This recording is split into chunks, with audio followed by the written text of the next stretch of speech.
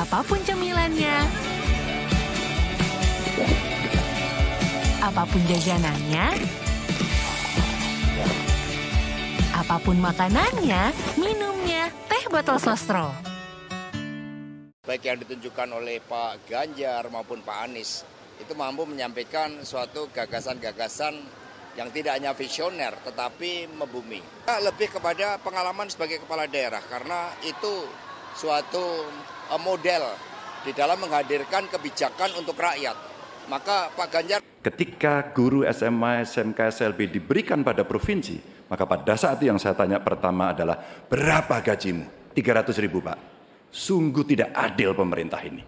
Maka pada saat itu saya sampaikan kasih gaji sesuai UMP yang ada di Jawa Tengah, UMK yang ada di Jawa Tengah, tambah 10%. Ya, terima kasih teman-teman pers dari tampilan debat tadi menunjukkan bahwa pengalaman sebagai kepala daerah, baik yang ditunjukkan oleh Pak Ganjar maupun Pak Anies, itu mampu menyampaikan suatu gagasan-gagasan yang tidak hanya visioner tetapi membumi.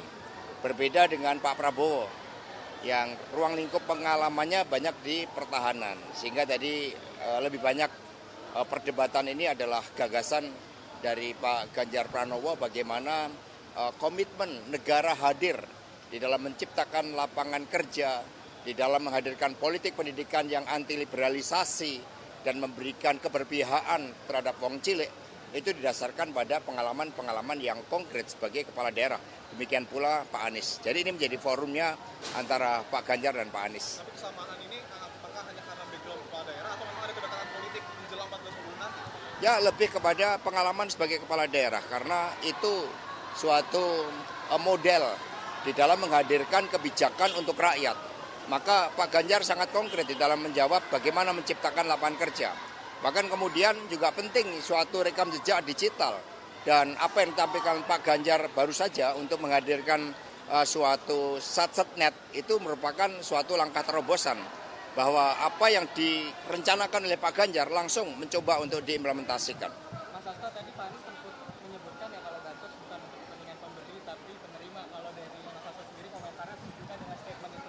Ya, itu sebenarnya suatu umpan lambung dari Pak Ganjar karena kita melihat bahwa bansos itu digeser maknanya. Padahal bansos adalah komitmen untuk rakyat kecil, bukan untuk pemberi. Sehingga kami sependapat dari apa yang disampaikan oleh Pak Anies dan Pak Ganjar juga merasakan sebagai sosok yang belusukan, tidur di rumah rakyat, banyak sekali yang tidak tepat sasaran. Maka bansos harus diawali dengan suatu komitmen ideologis untuk uang cilik, tetapi dengan data yang baik. Maka Pak Ganjar menyempurnakan melalui KTP Sakti.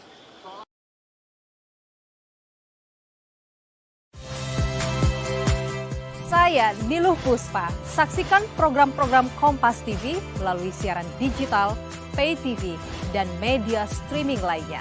Kompas TV, independen,